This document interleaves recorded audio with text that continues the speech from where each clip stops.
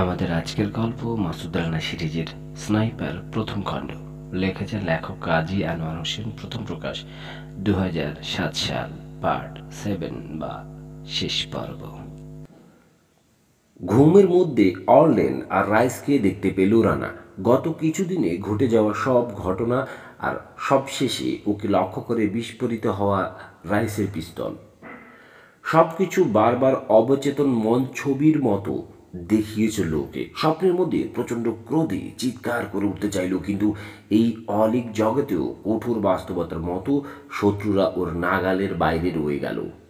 হতাশা আর প্রতিহিংসার আগুন ওকে নিয়ে খেলা করতে লাগলো। স্বপ্ন জগতের এই নিষ্ঠুরতার হাত থেকে বাঁচার জন্যই যেন অবশেষে ঘুম থেকে জাগলো রানা। চোখ খুলে কয়েক মুহূর্তের জন্য খেই হারিয়ে ফেলল। কোথায় আছে ঠাউর করতে পারছে না। আস্তে আস্তে মনে পড়ে গেল সব। শরীরে কেমন একটা আড়ষ্ট ভাব। কম্বল সরিয়ে নিজেকে অর্ধনগ্ন আবিষ্কার করলো ও। পরনে শুধু জাঙ্গিয়াটা আছে। আরও কিছু ব্যাপার লক্ষ্য করলো। সারা শরীর স্পঞ্জ করা হয়েছে ওর। নিপুণ হাতে ক্ষতগুলো পরিষ্কার করে ব্যান্ডেজও বাঁধা হয়েছে। বাম হাতটা ঝুলছে স্লিংয়ে। বোঝা গেল নার্স হিসেবে সত্যি খুব দক্ষ অ্যামা। চারপাশটা ভালো করে দেখার সুযোগ মিলল এবার। রুমটা খুব বড় একটা নয়। দেওয়ালটা হালকা গোলাপি, দরজা জানালায় ম্যাচিং কালারের পর্দা ঝুলছে। ছোট একটা ওয়ার্ডরোব রয়েছে ঘরে। বিছানার পাশে টিপয়ের উপর ফুলদানিতে তাজা ফুল। রুমটা যে অ্যামার বুঝতে পারছে। জানালার আলো দেখে মনে হচ্ছে সকাল হয়েছে, বেশিক্ষণ হয়নি। কিচেন থেকে খাবারের গন্ধও বেশি আসছে। নিশ্চয়ই ব্রেকফাস্ট তৈরি করছে অ্যামা। খিদে পেটটা মোচড় দিয়ে উঠল। মনে হচ্ছে যেন যুগ যুগান্ত ধরে অভুক্ত আছে। কম্বলটা কোমরে পেঁচিয়ে বিছানা থেকে নামলো রানা। সোজা গিয়ে হাজির হলো কিচেনে। আরে আরে, তুমি উঠে এলে কেন? ওকে দেখে চেঁচিয়ে উঠল অ্যামা। ডাক দিলে আমি যেতাম। খুব খিদে পেয়েছে। একটা চেয়ার টেনে ডাইনিং টেবিলে বসলো রানা। ডাকাডাকি করতে ইচ্ছে হলো না। খিদে পাবারই কথা। এখানে আসার পর থেকে তো কিছুই খাওনি। কতক্ষণ ঘুমিয়েছি? আজ তৃতীয় দিন চলছে। বলো কি? চমকে উঠল রানা। শুধু কি ঘুম? প্রলাপও বকছিলে। অলডেন আর রাইসকে আছে দুজন। বোকা পেয়ে আমাকে ফাঁসিয়েছে। যে যাই বলুক, আমি প্রেসিডেন্টকে খুন করিনি। প্রেসিডেন্ট? অ্যামা ভ্রু কুচকালো। তুমি জানো না কিছু? কি জানবো? গত 10 দিন ধরে ওয়েটল্যান্ডের জঙ্গলে লুকিয়েছিলাম। প্রেসিডেন্টের তো কিছুই হয়নি। গুলিতে এক ধর্মযাজক মারা গেছেন, আর্চ বিশপ ভ্যালেরিয়াস। এবার রানার অবাক হবার পালা। র্যামডাইন এত বড় ভুল করেছে? প্রেসিডেন্টকে মারার বদলে আর্চ বিশপকে মেরে ফেলেছে? হতেই পারে না। সবাই বলছে তোমার গুলিটা লক্ষ্যভ্রষ্ট হয়েছে, হ্যামা বলল। আমার কখনো মিস হয় না, রানা সংক্ষেপে বলল। তুমি আমার কথা বিশ্বাস করছো? অ্যামা দীর্ঘশ্বাস ফেলল। পত্রিকায় তোমাকে অস্ত্রধারী এক সাইকোপ্যাথ আখ্যা দেওয়া হয়েছে, কিন্তু আমি জানি তা সত্যি নয়। যে লোক দুজন সম্পূর্ণ অচেনা অসহায় মানুষকে সাহায্যের জন্য নিঃস্বার্থভাবে এগিয়ে আসতে পারে, সে আর যাই করুক অকারণে মানুষ খুন করতে পারে না। তোমার উপর আমার পূর্ণ আস্থা আছে রানা।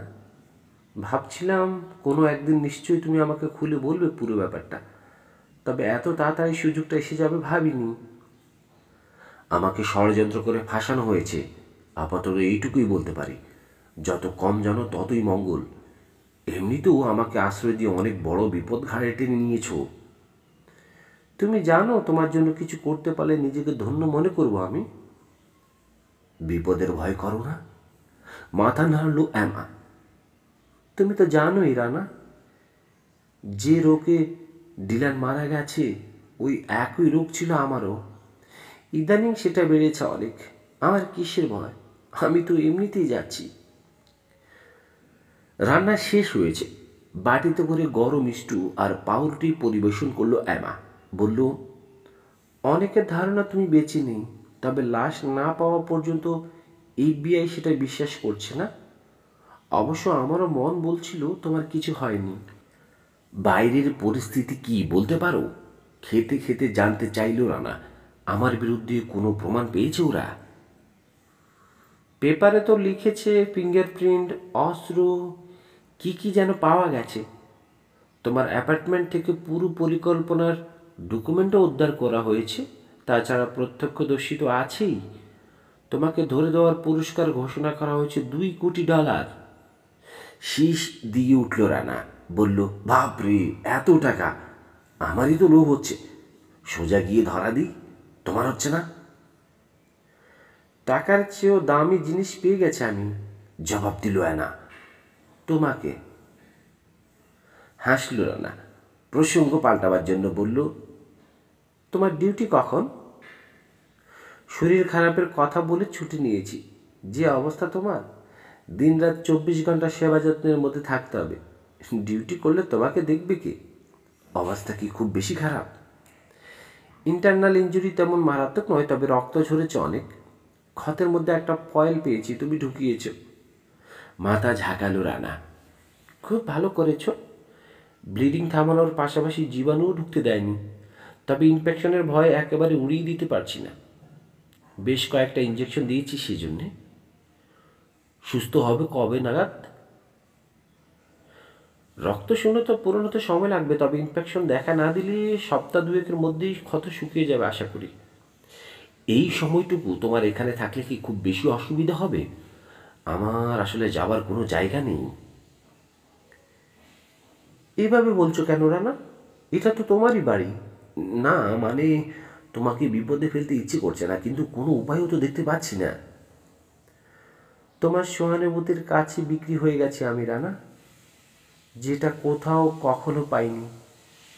তাই পেয়েছি আমি তোমার কাছে। ঋণ শোধ করতে গিয়ে না হয় পড়লামই বিপদে। অ্যামা হাসল। তাছাড়া দুঃসময় যদি পাশে না থাকি, তাহলে আমি আবার বন্ধু কিসের? কি বলে যে তোমাকে ধন্যবাদ জানাবো? ধন্যবাদ দেওয়ার কিছু নেই, এটাকে আমি নিজের কর্তব্য মনে করি। সে যাক, সুস্থ হবার পর কি করবে?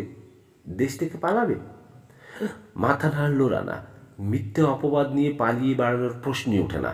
নিজেকে নির্দোষ প্রমাণ করতে হবে আমাকে। সেটা কীভাবে সম্ভব? সম্ভব। আমাকে শুধু কয়েকজন লোকের খোঁজ পেতে হবে। রানার মুখে ক্রূর হাসি ফুটল। অর্লেন, রাইস আর বাকি যারা জড়িত, তাদের ভবিষ্যৎটা খুব খারাপই কাটবে বলে মনে হয়। সদ্য প্রমোশন পাওয়া ডিটেকটিভ সার্জেন্ট জশুয়া ব্র্যাডফোর্ডের মনে বেজায় পূর্তি। প্রেসিডেন্টের উপর হামলার ঘটনায় সাহসিকতার জন্য তাকে এই পদোন্নতি দেওয়া হয়েছে। এই মুহূর্তে সেই আনন্দ উদযাপনের জন্য ম্যাকলিন স্ট্রিটের একটা স্ট্রিপ ক্লাবে আছে সে। একই সঙ্গে মদ আর আফিমের নেশায় বুধ যেন আকাশেই বেশি বেড়াচ্ছে, খুশিতে আত্মহারা। কি হে রাইস, তোমার গ্লাস খালি কেন? নাও নাও, যত খুশি নাও, বিল তো আমি দিচ্ছি।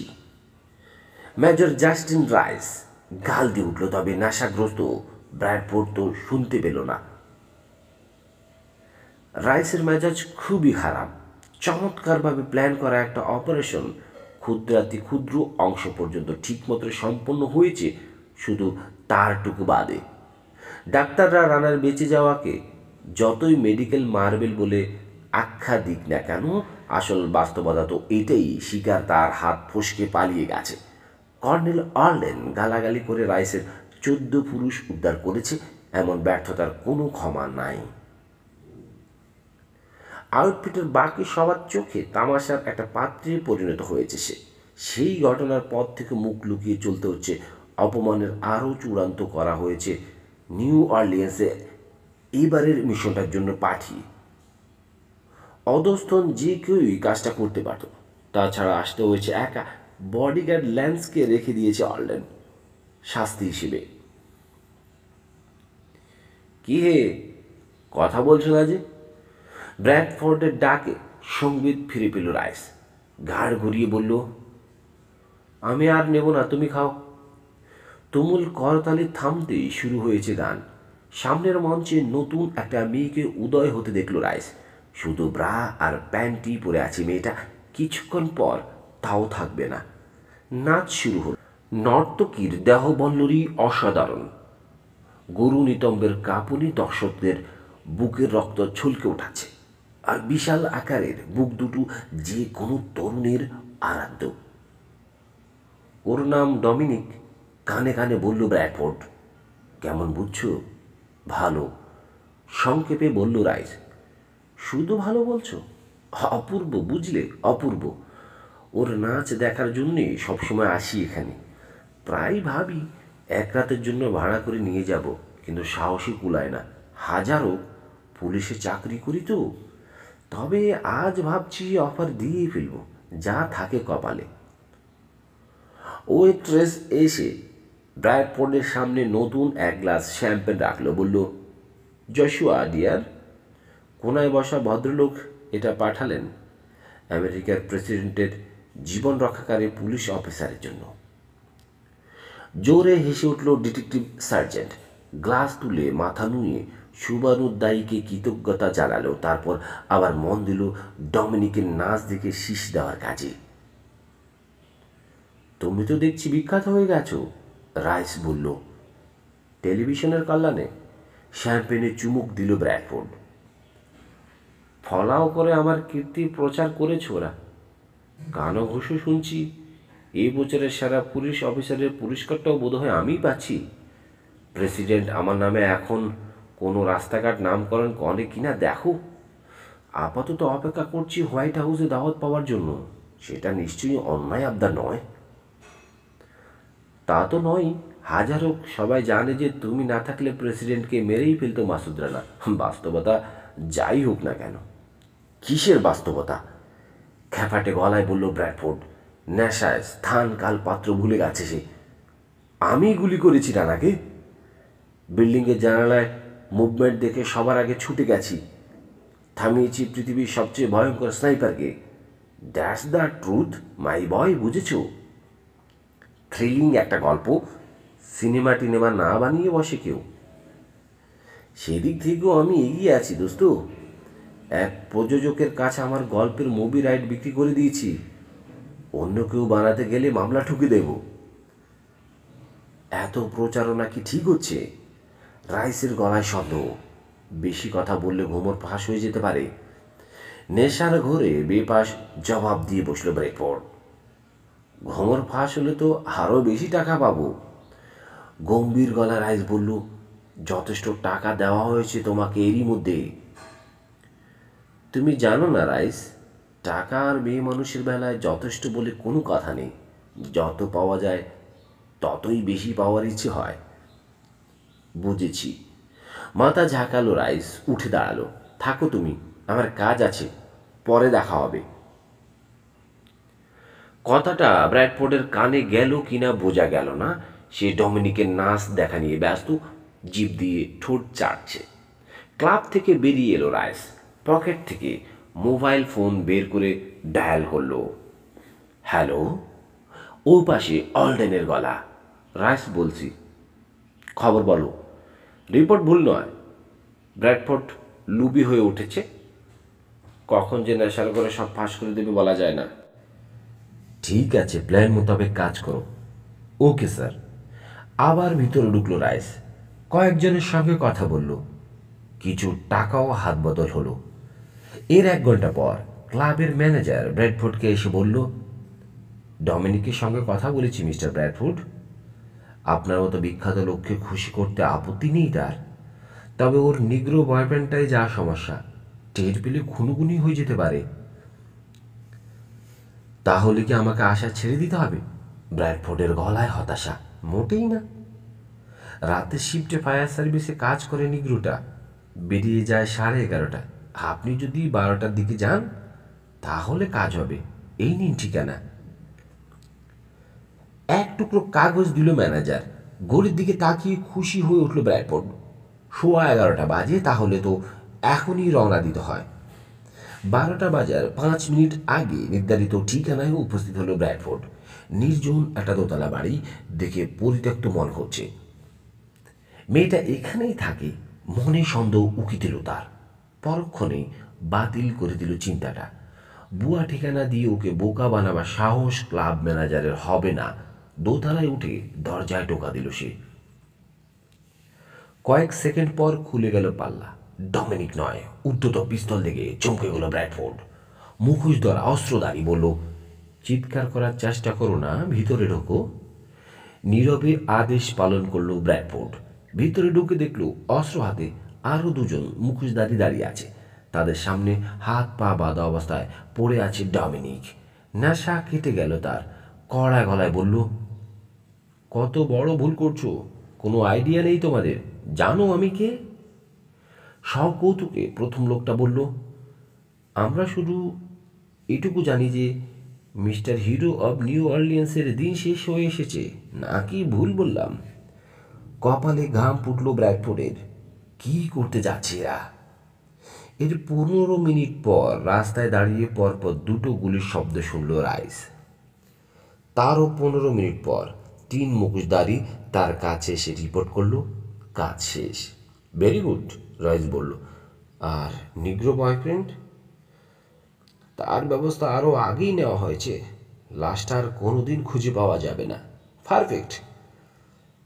তোমরা তাহলে কেটে পড়ো এখনই। রাতের আধারে মিলিয়ে গেল আত্মাইরা। পরদিন সকালের কাগজে ডিটেকটিভ সার্জেন্ট জশুয়া ব্র্যাডফোর্ডের মৃত্যুর খবর ছাপা হলো। জানা গেল একটা পুরনো অ্যাপার্টমেন্টে উলঙ্গ অবস্থায় এক নর্তকীর পাশে পাওয়া গেছে তাকে। দুজনকেই গুলি করে হত্যা করা হয়েছে। নর্তকীর নিগ্রো বয়ফ্রেন্ড নিখোঁজ রয়েছে। ধারণা করা হচ্ছে মেয়েটার সঙ্গে ব্র্যাডফোর্ডের সম্পর্ক হাতে নাতে ধরে ফেলে যুবক। রাগের মাথায় দুজনকে গুলি করে ফেরার হয়ে গেছে সে। কয়েকদিন আগে যার প্রশংসায় পঞ্চমুখ ছিল, এবার তারই বিরুদ্ধে চলে গেল পত্রিকাগুলো। একজন নর্তকী, তার উপর অন্যের গার্লফ্রেন্ডের সঙ্গে সম্পর্ক করার জন্য ব্র্যাডফোর্ডের সমালোচনায় মুখর হয়ে উঠল সবাই। মৃতদেহের ময়না তদন্তে ডিটেকটিভের শরীরে ড্রাগ পাওয়া যাওয়ায় মাদকাসক্ত হিসেবে বদনামটা আরও জোরালো হলো। ব্র্যাডফোর্ডের পরিণামকে পোয়েটিক জাস্টিস বলে আখ্যা দিল এক পত্রিকা।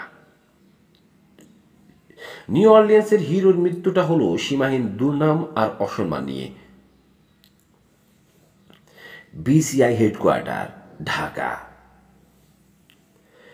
ব্যস্তভাবে একটা ফাইল ঘাটছে চিফ অ্যাডমিনিস্ট্রেটর সোহেল আহমেদ। হঠাৎ জনজন শব্দে বেজে উঠল টেবিলে রাখা ফোনটা। অন্যমনস্কভাবে রিসিভারটা তুলে কানে ঠেকালো ও, হ্যালো সোহেল, আমি বলছি। ও পাশে রানার ক্লান্ত কণ্ঠস্বর। মাই গড! ধড়াক করে চেয়ার ছেড়ে দাঁড়িয়ে পড়ল সোহেল। রা, কোত্থেকে? তুই ঠিক আছিস তো? কেমন আছি আবার জানতে চাইছিস? কাছে পেইনি, খালি পয়েন্ট রেঞ্জে দুটো গুলি করে বুঝিয়ে দেবো, ফাজিল কোথাকার। হেসে উঠল সোহেল। না, রানা এখনও সেই আগের মানুষটি আছে যখন, তার মানে কিচ্ছু হয়নি ওর। তোর যে কই মাছের প্রাণ তা কে না জানে। বুড়োকে বলেছিও সেই কথা, তারপরও দুশ্চিন্তায় খাওয়া ঘুম হারাম হয়ে গেছে ওর। গিল্টি মেয়া, লরেলি আর নুমা থেকে তোর বন্ধু ববি মোরল্যান্ড তো ফোন করে পাগল করে দিচ্ছে। আইন ভেঙে হলেও কিছু করতে চায় তারা। আমরাই ঠিকই রেখেছি সবাইকে। কেন? পরিস্থিতি বড্ড নাজুক রে। কেউ সাহায্য করতে গেলে উল্টো নিজে বিপদে পড়ে যাবে, তোরও বিপদ বাড়াবে। তবে বস আর অ্যাডমিরাল হ্যামিল্টন প্রায় রোজই টেলিফোনে কথা বলছেন। তলে তলে কোনো ফোন দিয়ে আসছেন বোধ। আমি বিস্তারিত জানি না। আসলে ঘটেছেটা কি বলতো? বলতে সময় লাগবে, ততক্ষণে এই ফোনটা ট্রেস হয়ে যাবে। তাই সব কিছু বলতে চাই না, শুধু এইটুকু জেনে রাখ, কাজটা সিআইএ নিজে করেছে, আমাকে দিয়েছে ফাঁসিয়ে। সে তো আমরাও বুঝতে পারছি, কিন্তু চারপাশ থেকে বড্ড চাপের মধ্যে আছি সবাই। সরকারের কেউ কথা শুনতে চাইছে না। বিসিআইকে সরাসরি নিষেধ করে দেওয়া হয়েছে, ব্যাপারটা যেন নাক গলাতে না যায়। তাহলে যা করার আমিই করি। র্যামডাইনকে এত সহজে পার পেতে দেওয়া যায় না। গতকাল বসের সঙ্গে ইনফরমালি কথা হয়েছে আমার। বলেছেন তোর সঙ্গে যোগাযোগ করতে পারলে যেন এই পরামর্শ দিই। ডোন্ট ওয়ারি দোস্ত, এগিয়ে যা তুই। যদি আরও কোনো ঝামেলায় পড়িস, আমরা তো আছি। তুই বেঁচে আসিস জানার পর বস আর কারও নিষেধ শুনবে বলে মনে হয় না। ঠিক আছে, রাখি তাহলে। আচ্ছা, সাবধানে থাকিস। লাইন কেটে গেল। ফোন রেখে ইন্টারকমে রিসিভার তুলে নিল সোহেল। চিপকে রানার খবরটা জানাতে হবে। এক গাদা পত্রিকা আর ম্যাগাজিন কিনে এনেছে এমা। ঘরেও কিছু ছিল আগে থেকে, সব নিয়ে বসেছে রানা। নিউ অরলিয়ান্সে শুটিং সংক্রান্ত খবর ছাপা হয়েছে এগুলোতে। সেই সঙ্গে ওর উপর বিশেষ প্রতিবেদন রয়েছে। গত কিছুদিনে কি কি ঘটেছে, কি ধরনের প্রমাণ পাওয়া গেছে, ওকে ধরার জন্য কোন কোন পদক্ষেপ নেওয়া হয়েছে, সবই জানতে হবে রানাকে। কিন্তু কাজটা সহজ নয়। খবর প্রকাশের স্বাধীনতা থাকায় বাড়িয়ে প্রচার করা মার্কিন সাংবাদিকরা তাদের ন্যায্য অধিকার বলে মনে করে। খবর রগরগে করে তুলতে মন গড়া বানোয়াট অনেক কিছুই জুড়ে দেয় তারা। গাঁজাখুরির এই সমুদ্র ঘেঁটে মূল সত্যটুকু বের করা বড় কঠিন, সেটাই করতে হচ্ছে ওকে। প্রথম দিককার নিউজগুলি সবচেয়ে বেশি ভুলে বলা, তথ্য খুব কম ছিল রিপোর্টারদের কাছে, কাজেই কল্পনায় আশ্রয় নিয়েছে যার যেমন খুশি। তবে যত দিন গেছে নীরের তথ্যের পরিমাণ বেড়েছে। মোটামুটি সত্য ঘটনাগুলো বর্ণনা করেছে পত্রিকাগুলো। তবে যেখানেই কোনো রকম বিশ্লেষণের সুযোগ এসেছে সেখানে নেতিবাচক মোড় নিয়েছে তারা। রানার প্রতিটা কাজের একটা খারাপ দিক খুঁজে বের করেছে। রিপোর্টারদের অধ্যবসায়ের প্রশংসা করতে হয়। মাসুদ রানা সম্পর্কে সব কিছু জানা কারো পক্ষে সম্ভব নয়। ও একজন স্পাই। ব্যক্তিগত ব্যবসা, বিভিন্ন মিশনের বিবরণ ইত্যাদি গোপন থাকবে চিরদিন। তবে এছাড়া যতটুকু জানা সম্ভব সাংবাদিকরা তার সবই বের করে ফেলেছে। জলজল অক্ষরে তা মেলে ধরা হয়েছে সারা পৃথিবীর সামনে। ওকে একজন খলনায়কে পরিণত করা হয়েছে। একটা পত্রিকায় রানাকে হাত গুলে পালাতে দেওয়া FBI এজেন্টের ছবি ছাপা হয়েছে। ক্যাপশন পড়ে অ্যারিক স্টানের নাম জানতে পারল ও। বেচারাকে পত্রিকাগুলো তুলোধুনো করে ছেড়েছে। কোথাও কোথাও রানার দোসর বলেও আখ্যা দেওয়া হয়েছে। FBI-এর এজেন্টের নামটা খুব পরিচিত লাগছে রানার কাছে, কোথায় যেন শুনেছে। একটু ভাবতেই মনে পড়ে গেল ম্যারিল্যান্ডের সেই সিমুলেশনটার কথা। অ্যারিক স্টানে ছিল টুলসার সেই ব্যর্থ স্নাইপার, যার গুলি মারাত্মকভাবে জখম করেছিল একটি মেয়েকে। ছবির দিকে তাকিয়ে বেচারার জন্য মায়া হলো ওর। লোকটা নিশ্চয়ই ভীষণ বিপদের মধ্যে আছে। একজন ফেডারেল অফিসারের ক্ষেত্রে হাই প্রোফাইল একজন অপরাধীর পলায়ন তার ক্যারিয়ার ধ্বংস করে দিতে যথেষ্ট। এজেন্ট স্টানকে প্রথমে শত্রুপক্ষের লোক মনে হলো, এখন আর তা মনে হচ্ছে না। যদি তাই হতো তাহলে বিল্ডিংয়ের নিচের দেখা মাত্র রানাকে গুলি করতো। অ্যারেস্টের চেষ্টা করতো না, গাড়িতেও চাবি রেখে আসতো না।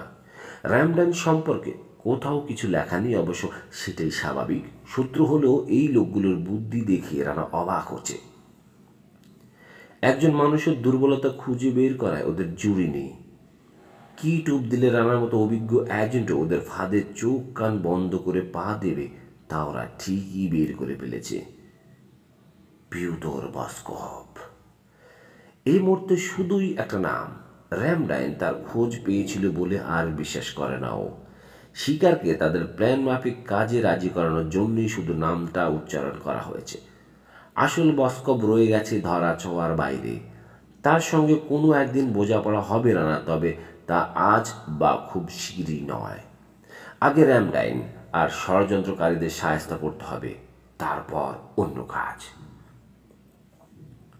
সবার আগে জানতে হবে এত বড় ষড়যন্ত্রটা কেন পাতা হলো, ওর পেছনে মূল উদ্দেশ্যটা কি। ভেবে কুল পাচ্ছে না ও। সাংবাদিকদের কলমে নিজের অজান্তে হয়তো বা কোনো তথ্য চলে আসতে পারে, এই আশায় বারবার পত্রিকাগুলো পড়তে থাকলো রানা। কিন্তু জবাব পাওয়ার বদলে মনের মধ্যে বেড়েই চলল প্রশ্নের সংখ্যা। পায়ের শব্দে মনোযোগ টুটে গেল। এমা এসে ঢুকেছে ঘরে।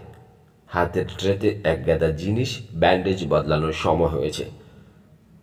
জানালা দিয়ে শেষ বিকেলের আলো এসে ঢুকেছে ঘরে। চারপাশ কমলাভ একটা রঙে রাঙিয়ে তুলেছে। সেই রঙে এমার সুন্দর মুখায়ব যেন স্বর্গীয় স্পর্শ পেয়েছে। ট্রে হাতে দাঁড়িয়ে থাকা নারী মূর্তিটাকে আর পৃথিবীর কোনো নশ্বর জীব মনে হচ্ছে না, লাগছে অপসরার মতো। শুধু পিঠের পিছনে ডানা নেই, এই যা। ওভাবে কি দেখছো? টিপয়ের উপর ট্রে নামিয়ে রেখে প্রশ্ন করলো এমা। তোমাকে? আমাকে আবার দেখার কি আছে? কি আছে তা তুমি বুঝবে না। দরকার নেই বাবা, আগে তোমাকে বুঝিনি, শরীর তো না যেন টার্গেট প্র্যাকটিসের ডামি বানিয়েছ। এবারেরগুলো বাদই দিলাম, পুরনো কতগুলো গুলির দাগ আছে তোমার শরীরে জানো? জানবো না কেন? রানা হাসলো। শরীরটা তো আমারই, তাই না? কিভাবে যে বেঁচে আছো ভাবতেই পারি না। আমার গলায় কপট রাগ। এতবার গুলি খাবার পরও মানুষের শিক্ষা হয় না? স্পাইগেরি ছেড়ে ঘর সংসার শুরু করো না কেন?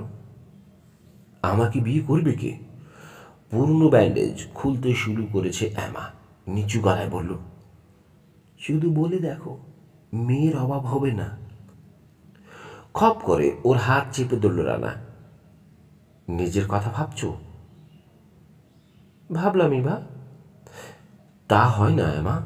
আমার যে জীবন, তাতে তোমাকে বা অন্য কোনো মেয়েকে জড়াবার কথা ভাবতেও পারি না আমি। জড়িয়ে তো ফেলেইছ। সেটা শুধু অল্প সময়ের জন্য। তাছাড়া আমার ভাগ্যে যাই ঘটুক, অন্তত তুমি যেন আমার কারণে বাকি জীবন বিপদে না কাটাও, তার একটা ব্যবস্থা আমি অবশ্যই করব। দীর্ঘশ্বাস ফেলল অ্যামা। বলল, ভয় নেই রানা, আমি তোমার প্রেমে পড়িনি, সেই যোগ্যতাই নেই আমার। আমি শুধু দূর থেকে তোমাকে পুজো করতে পারি। এসব কেন বলছো? কারণ এটা সত্য। তুমি অনেক মহান একজন মানুষ, সে তুলনায় আমি বড়ই নগণ্য। একটা প্রশ্ন করতে পারি? তুমি কখনো আমার কাছে কিছু চাওনি কেন? শুধু মুখ ফুটে বললেই আমি আমার দেহ মন সব উজাড় করে দিতাম। রানা হাসল। তাই যদি করতাম, তাহলে কি আজ তুমি আমাকে এভাবে সাহায্য করতে? তাছাড়া প্রতিদানে কিছু পাবার আশায় আমি কাউকে সাহায্য করি না। তোমাকে কাছে পেতে কখনো ইচ্ছে হয়নি, সেটা বললে আসলে মিথ্যে বলা হবে। তাহলে তাহলে কেন কোনো দিন ডাকুনি কাছে আমার অসুখের জন্য? মাথা নাড়ল রানা। আমি জানি ওটা ছোঁয়াচে কিছু নয়। আমার বাধাটা অন্যখানে। তোমার কৃতজ্ঞতা বোধের কারণে তুমি আমাকে সর্বোচ্চ উজাড় করে দিলে, আর আমি সেই দুর্বলতার সুযোগ নিয়ে নিজের কাছে ছোট হয়ে যেতাম আমি। অদ্ভুত এক দৃষ্টিতে রানার দিকে তাকালো অ্যামা। কয়েক মুহূর্ত দৃষ্টি বিনিময় হলো। তারপরই ওর বুকে ঝাঁপিয়ে পড়ল সে। পাগলের মতো চুমু খেতে লাগলো। চুমু চুমুয় অস্থির হয়ে নিজের অজান্তেই সাড়া দিল রানা। অ্যামাকে জড়িয়ে ধরল দু হাতে। 10 দিনের মাথায় প্রায় পুরোপুরি সুস্থ হয়ে উঠল রানা। অ্যামা আরও কিছু ম্যাগাজিন এনে দিয়েছে, সেগুলো নিয়ে গবেষণায় ডুবে গেল। নিউ অরলিয়ান্সে ব্র্যাডফোর্ডের মৃত্যুর খবর পড়ে খুব একটা অবাক হলো না ও। কাজটা যে র্যামডাইনে তা বেশ ভালোই বুঝতে পারছে। পুরো ষড়যন্ত্রের সংগঠন তার সম্পৃক্ততার ব্যাপারে একমাত্র ব্র্যাডফোর্ডই জানত। তাকে মেরে পুরো ঘটনাটা ধামাচাপা দিয়ে ফেলেছে ওরা। একদিক থেকে ভালোই হয়েছে, ব্র্যাডফোর্ডের সঙ্গে বোঝাপড়ার জন্য ওকে আর নিউ অরলিয়ান্সে ফিরতে হবে না। প্রতিশোধ নেওয়াটা রানার জন্য খুব একটা কঠিন কাজ নয়। রাইস আর অলডেনকে খুঁজে বের করতে পারলেই চলে। শয়তানগুলোকে এরপর কুকুরের মতো গুলি করে মারতে ওর মোটেও হাত কাঁপবে না। কিন্তু নিজেকে নির্দোষ প্রমাণ করাটাই সবচেয়ে কঠিন। শুরুতেই র্যামডাইনের লোকগুলোকে মেরে ফেললে সেটা আরও অসম্ভব হয়ে পড়বে। এই কারণে আপাতত বাঁচিয়ে রাখতে হবে ওদের। পুরো রহস্যটা উদ্ঘাটন করতে হবে প্রথমে। র্যামডাইনের পেছনে দৌড়ে লাভ নেই, মরে গেলেও ওদের কেউ মুখ খুলবে না। বিকল্প কোনো পদ্ধতি বের করতে হবে।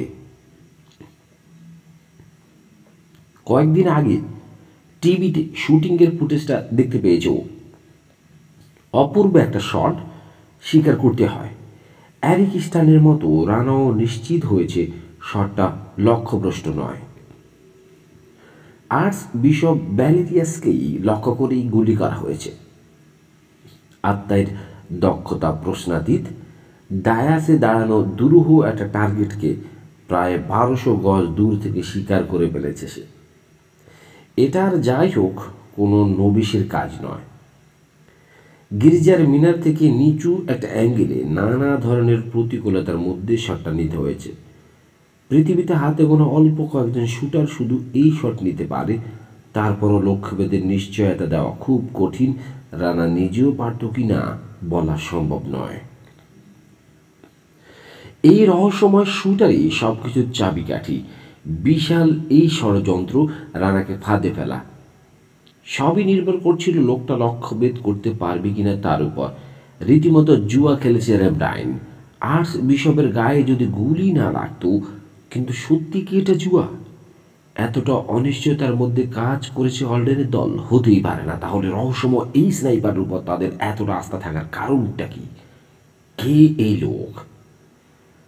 একটা ব্যাপার নিশ্চিত, শুধু হাতের দক্ষতায় এই শট নেওয়া সম্ভব নয়। বিশেষভাবে তৈরি বুলেট আর রাইফেলের প্রয়োজন হয়েছে এর জন্য। রহস্যময় স্নাইপার তা কোথায় পেয়েছে? ম্যারিল্যান্ডের ফায়ারিং রেঞ্জের বুলেটগুলোর কথা মনে পড়ল ওর। অ্যাকিউটেক সংক্রান্ত বাকি সব কিছু বানোয়াট হলেও বুলেটগুলো ছিল সত্যিকারের।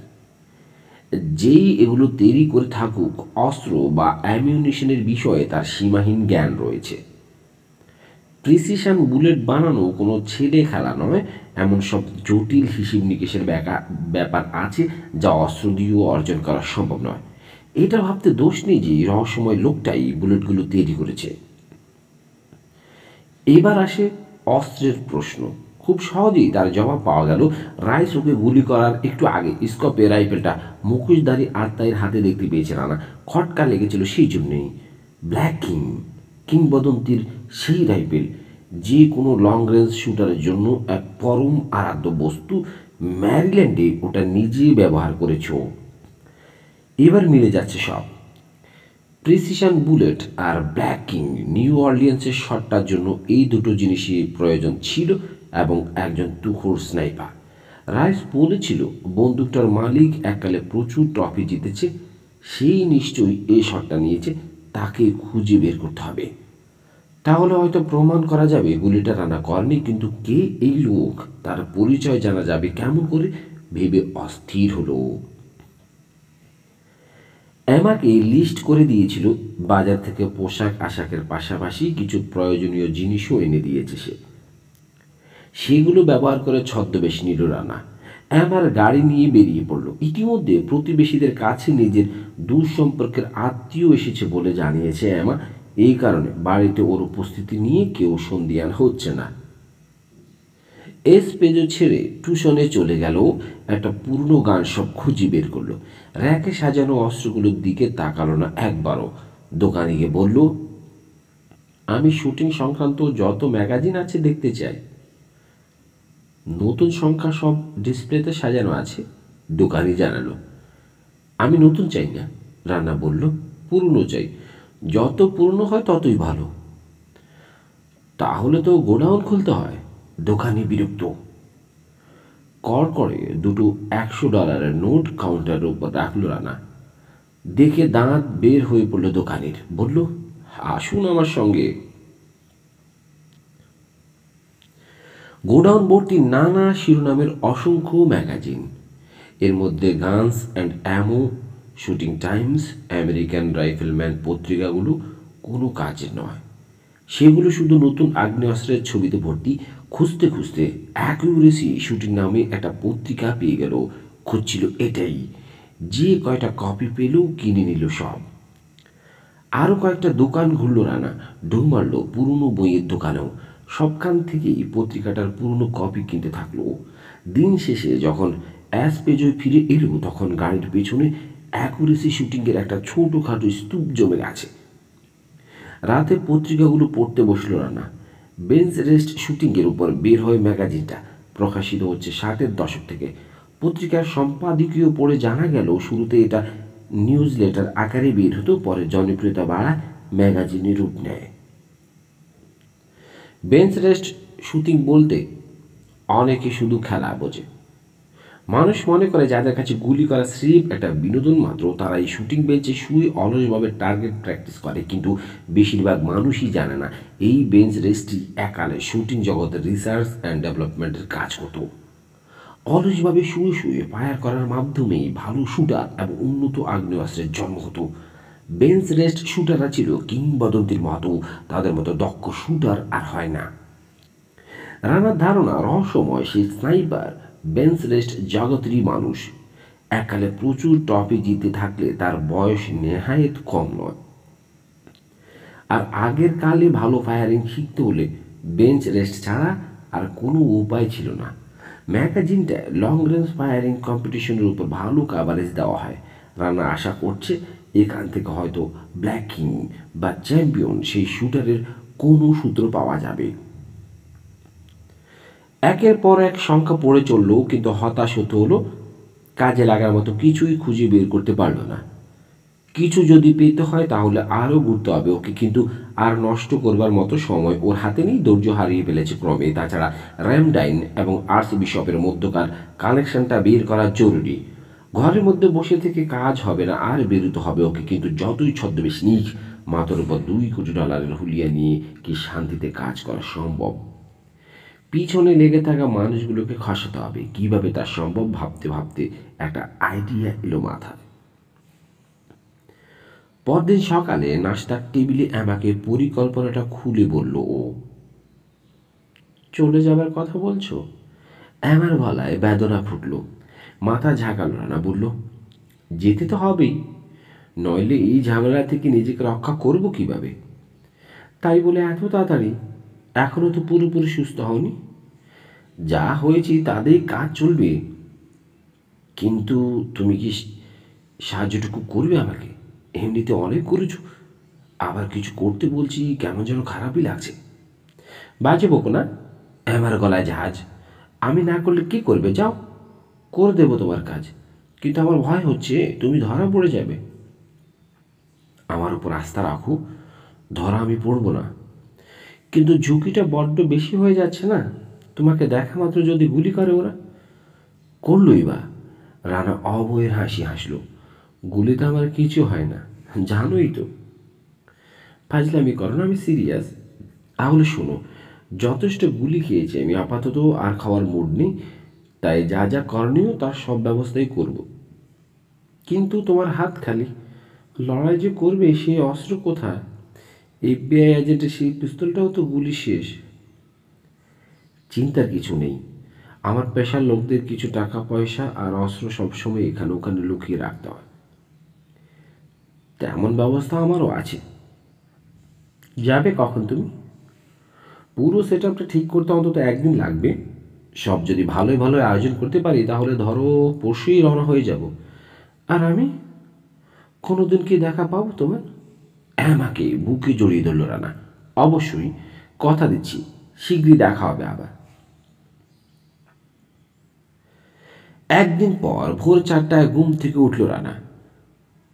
ব্রেকফাস্ট সেরে রওনা হওয়ার জন্য তৈরি হলো রানা। একটা ছোট ব্যাগে জামা কাপড় আর প্রয়োজনীয় জিনিসপত্র গুছিয়ে নিয়েছে। এর আগের রাতেই লুকানো জায়গা থেকে উদ্ধার করে এনেছে চুরি করা গাড়িটা, যেটা নিয়ে অ্যাসপেজো এসেছিল। বরাবরের মতো নাম্বার প্লেট বদলে নিতে ভোলেনি। বিদায় নেবার আগে শেষ মুহূর্তে কিছু জরুরি আলোচনা সেরে নিল দুজনে। কি করতে হবে মনে আছে তো? জানতে চাইল রানা। মাথা নোয়ালো অ্যামা। আজ থেকে ঠিক 4 দিন পর গাড়ি নিয়ে বেরোবো আমি। শহর ছেড়ে যেয়ে কোনো দিকে অন্তত 4 ঘন্টা ড্রাইভ করব। এরপর প্রথম যে ফোন বুথটা পাবো সেখান থেকে লং ডিস্টেন্স কল করব। নাম্বার হচ্ছে 3314526783। গলার স্বর পাল্টে কথা বলতে হবে আমাকে। এজেন্ট এরিক স্ট্যানের সঙ্গে কথা বলতে চাইব। কারেক্ট। ওরা কিন্তু তোমাকে পরীক্ষা করে দেখবে। সেক্ষেত্রে পিস্তলের সিরিয়াল নাম্বার বলবে। সময় নষ্ট করো না। কিন্তু ওরা তোমাকে ট্রেস করার চেষ্টা চালাবে। হ্যাঁ বলেছো তুমি, একটানা 2 মিনিটের বেশি কথা বলা যাবে না। এর মধ্যে যদি কথা শেষ করতে না পারি দূরে সরে গিয়ে আর একটা ফোন বুথ খুঁজে বের করতে হবে। একদম ঠিক। আর যথেষ্ট পরিমাণ ভাঙতি পয়সা নিও, অন্তত $10। লং ডিস্টেন্স কলে প্রচুর কয়েন লাগবে। মনে থাকবে আমার। আশা করি তোমাকে ওরা খুঁজে বের করতে পারবে না। যদি দুর্ভাগ্যক্রমে পেয়েও যায় সব কিছু অস্বীকার করো, বলবে আমাকে চেনো না।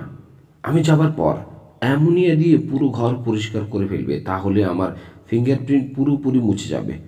তোমাকেও ফাঁসাতে পারবে না কেউ। আমাকে আর সতর্ক করতে হবে না। আমার গলা ধরে এলো। তুমি নিজের কথা ভাবো। হাসল রানা। আমাকে চুমু দিয়ে বলল, কিচ্ছু ভেবো না, আবার দেখা হবে, কথা দিচ্ছি। গাড়িতে গিয়ে উঠল রানা, স্টার্ট দিয়ে রওনা হয়ে গেল। ঝরঝর করে কেঁদে ফেলল অ্যামা। অ্যারিক! ইন্টারকমে ডগলাস বুল করবে বুলডগের ডাক শুনে চমকে উঠল FBI স্পেশাল এজেন্ট অ্যারিক স্টান। কণ্ঠটা মোটেও প্রীতিকর শোনাচ্ছে না। Yes sir. একটু আমার রুমে আসবে? ডেস্ক ছেড়ে উঠে দাঁড়ালো অ্যারিক। সোজা গিয়ে ঢুকলো অপারেশন ম্যানহান্টের চিফ কোঅর্ডিনেটরের রুমে। বুলডগ ঘরের ভেতর পায়চারি করছে। ওকে দেখে দরজা বন্ধ করতে ইশারা করলো। বসতে বলল না, লক্ষণটা মোটেও শুভ নয়। তলে তলে কি করছো তুমি, জানতে পারি? দরজার পাল্লা বন্ধ হতেই জিজ্ঞেস করলো বুলডগ। জি? অ্যারিক ভেবাচাকা খেয়ে গেছে।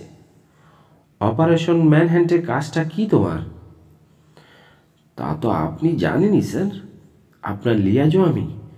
এর পাশাপাশি মাসুদ রানার মুভমেন্ট সংক্রান্ত সমস্ত রিপোর্ট মনিটর করি। লোকাল অথরিটির সঙ্গে আমাদের সার্ভেইল্যান্স টিমগুলোর কোঅর্ডিনেশন দিকটা দেখি। এসব দায়িত্বের মধ্যে কি ঘোড়া ডিঙ্গিয়ে ঘাস খাওয়াটাও পড়ে? মানে? একটু আগে ল্যাংলি থেকে একটা ফোন পেয়েছি আমি। এই অফিস থেকে একটা টপ সিক্রেট ফাইল চেয়ে পাঠানো হয়েছে, কিন্তু আমার যদ্দূর মনে পড়ে আমি এ ধরনের কোনো রিকোয়েস্ট পাঠানোর অনুমোদন দেইনি। এই ব্যাপারে তোমার কিছু বলার আছে? মিথ্যে বলায় অ্যারিক কখনো খুব একটা অভ্যস্ত ছিল না। এই মুহূর্তে আরও অপ্রস্তুত হয়ে গেল।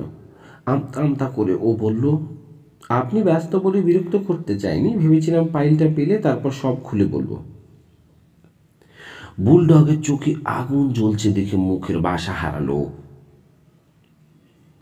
এসব কি করছো তুমি অ্যারিক? কি খেলা খেলছো? ধীরে ধীরে পুরো ঘটনা খুলে বলল অ্যারিক। ভ্যালেন্টিন মোলিনার রহস্যময় হত্যাকাণ্ড থেকে শুরু করে আর্টস বিশপের উপর নেওয়া শর্টের বিষয়ে ওর নিজস্ব মতামত জানাতে কসুর করল না।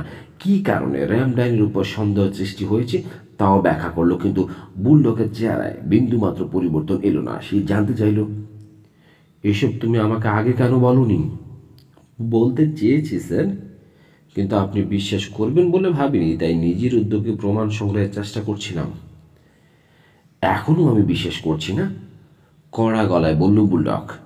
তোমার কি মাথা খারাপ হয়ে গেছে? আমাদের হাতে তথ্য প্রমাণ যা আছে তার দিকে তাকাচ্ছ না কেন?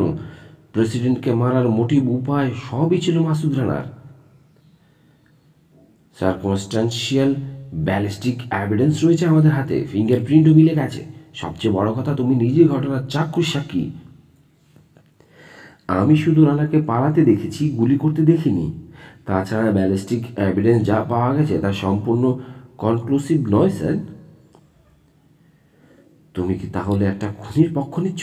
না স্যার, আমি কারো পক্ষে নই। আমি শুধু সত্য ঘটনাটা জানতে চাই, চাই আসল আত্মাকে ধরতে। সেটা রানা হলে রানা, অন্য কেউ হলে অন্য কেউ। ধপ করে চেয়ারে বসে পড়ল বুলডগ। বলল, আমি খুব হতাশ হয়েছি অ্যারিক। তোমার মতো লোকেরাই বুড়োর পায়ে কুড়োল মারে। তোমাদের কারণেই বিপদে পড়ে সবাই। আমি কাউকে বিপদে ফেলতে চাইনি, চেয়েছি শুধু কয়েকটা প্রশ্নের জবাব। জবাব আমি দেব। র্যামডাইন সম্পর্কে জানতে চাও তো? হ্যাঁ, ওরা আমাদেরই একটা গোপন আউটফিট। এরকম অন্তত কয়েক ডজন সংগঠন পোষে এজেন্সি, কারণ ওদের দিয়ে এমন সব কাজ করানো সম্ভব যা আমরা করতে পারি না। নিউ অরলিন্সের শুটিংয়ের সঙ্গে ওদের কোনো কানেকশন ছিল কি না? হ্যাঁ ছিল। সত্যি বলতে কি, র্যামডেন থেকেই প্রথমে আমাদের আভাস দেওয়া হয়েছে যে একজন স্নাইপার প্রেসিডেন্টের উপর হামলা চালাতে পারে। সেই জন্য পর্যাপ্ত নিরাপত্তার ব্যবস্থা নেই আমরা, কিন্তু লোকটা যে মাসুদ রানা তা জানতাম না। আমাদের সব সিকিউরিটি ফাঁকি দিয়েছে, সে গুলিও করেছে। এটা শুধু ভাগ্য যে প্রেসিডেন্ট বেঁচে আছেন। তারপরও পুরো ঘটনার জন্য আমাদের সবাইকে জবাবদিহি করতে হচ্ছে। র্যামডাইনও তার ব্যতিক্রম নয়। প্রেসিডেন্টের জীবনের উপর এত বড় একটা আঘাত আসতে যাচ্ছে, অথচ আপনারা এফবিআইকে কিছু জানালেন না কেন? অ্যারিক প্রশ্ন করল।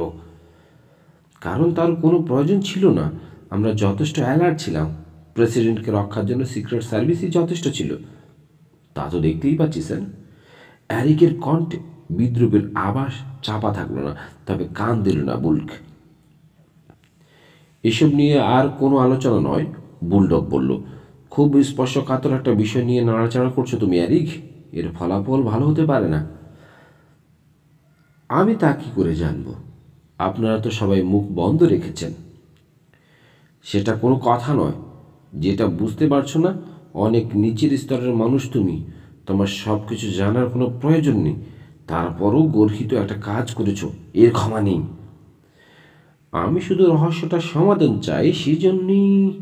হাত তুলে অ্যারিককে থামিয়ে দিল বুলডগ। বলল, এখন আর এসব বলে লাভ নেই। আরও আগে যদি এই কর্মস্পর্শা দেখাতে, তাহলে আজ এই দিন দেখতে হতো না। রানাকে আলফা লিস্টে ট্রান্সফার করতে পারতে। ওকে অ্যারেস্ট করার সুযোগ হেলায় হারিয়েছ। তারপরে একটা সুযোগ দিয়েছিলাম, অথচ আমার অফিসে ঢুকে বেআইনি ফ্যাক্স পাঠানোর দুঃসাহস হয়েছে তোমার। এটা আমি বরদাস্ত করব না। এই অফিস ছেড়ে বেরিয়ে যাও এই মুহূর্তে। তোমার সাসপেনশন আমি কার্যকর করছি এই মুহূর্ত থেকে। প্রতিবাদ করে উঠতে যাবে অ্যারিক, এমন সময় দরজা খুলে উকি দিল agent Ferrel. Excuse me mister sir. বিরক্ত হওয়ার জন্য দুঃখিত, তবে ব্যাপারটা জরুরি। এক মহিলা ফোন করেছে, অ্যারিক স্টানের সঙ্গে কথা বলতে চায়। হোয়াট? বুলডগ গর্জে উঠল। মহিলা বলছে যে মাসুদ রানার খবর জানে। এমন ফোন তো রোজই শখানেক আসে। এটা জরুরি হলো কেন? এজেন্ট স্টানের খোয়া যাওয়া পিস্তলের সিরিয়াল নাম্বার বলছে সে গড়গড় করে। তথ্যটা আমরা কোথাও প্রচার করিনি। কয়েক সেকেন্ড ভ্রু কুচকে রইল বুলডগ, তারপর অ্যারিককে ফোন তোলার ইঙ্গিত করল। 14 নম্বর লাইন, জানালো ফ্যারেল। মাথা ঝাঁকিয়ে রিসিভার তুলল অ্যারিক। সুইচ টিপে 14 নম্বর সংযোগ চালু করলো। একই সঙ্গে অন করলো স্পিকারটা। স্পেশাল এজেন্ট অ্যারিক স্টান, FBI। মিস্টার স্টান।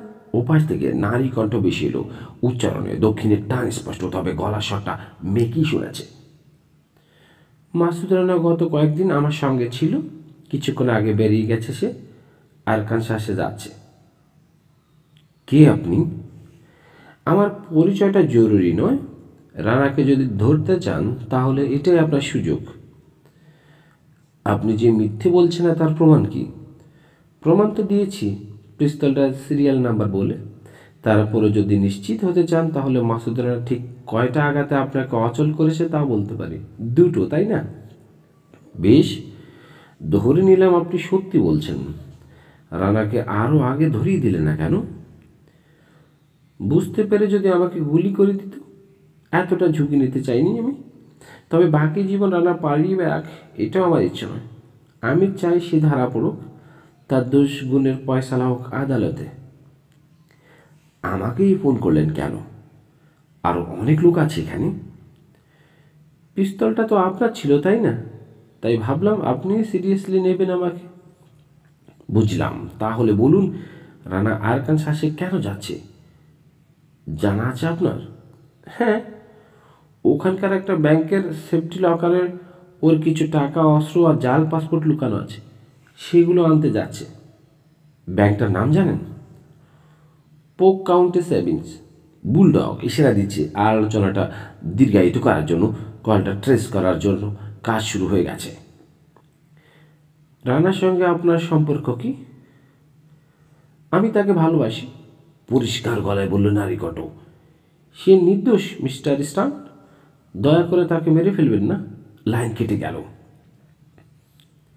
লাল রঙের বিশেষ টেলিফোনটা বেজে উঠল হঠাৎ করে। সামনে বসে থাকা সবাইকে ইশারায় বেরিয়ে যেতে বলল কর্নেল আর্লেন। তারপর রিসিভার তুলল। Hello colonel. উপাস থেকে অ্যালান বেনেটের উৎফুল্ল কণ্ঠে শোনা গেল। আপনাকে বেশ খুশি খুশি শোনাচ্ছে, নিরাসক্ত গলায় বলল আর্লেন। ব্যাপারটা কি? খুশি না হয়ে উপায় আছে। একসঙ্গে দুটো সুখবর। কোনটা ছেড়ে তোমাকে কোনটা শুনাই? ফেডারেল টাস্ক ফোর্স রানার একটা ট্রেস পেয়েছে। এই তো আরকানসাসে আসছে হারামজাদা। আমি সেটা জানি। ওটা একটা বটে, তবে আরও একটা খবর পেয়েছি। কি? সালভাদর থেকে জেনারেল র্যামিরেঞ্জের ফ্যাক্স এসেছে। ওদের গভর্নমেন্ট স্যাম্পল হত্যাকাণ্ডের তদন্ত রিওপেন না করার সিদ্ধান্ত নিয়েছে। বেলারিয়াস মারা যাওয়ায় বিষয়টা নিয়ে হইচই করার কেউ নেই। ঘটনাটা চিরতরেই চাপা পড়ে যাবে। সুসংবাদ, কি বলো? তা তো বটেই। আর রানার ব্যাপারটা, যদিও টাস্ক ফোর্স জানপ্রাণ দিয়ে ওকে ধরার চেষ্টা করবে, তারপরও আমাদের হাত পা গুটিয়ে বসে থাকলে চলবে না। আর যাই ঘটুক, রানা যেন প্রাণ নিয়ে ফিরতে না পারে। আমি নিজে সেটা নিশ্চিত করব, কথা দিল অলডেন। প্রথম খণ্ড এখানেই সমাপ্ত। আরও গল্প, কবিতা, উপন্যাস পেতে আমাদের চ্যানেলটি লাইক, কমেন্ট, শেয়ার এবং সাবস্ক্রাইব করতে ভুলবেন না।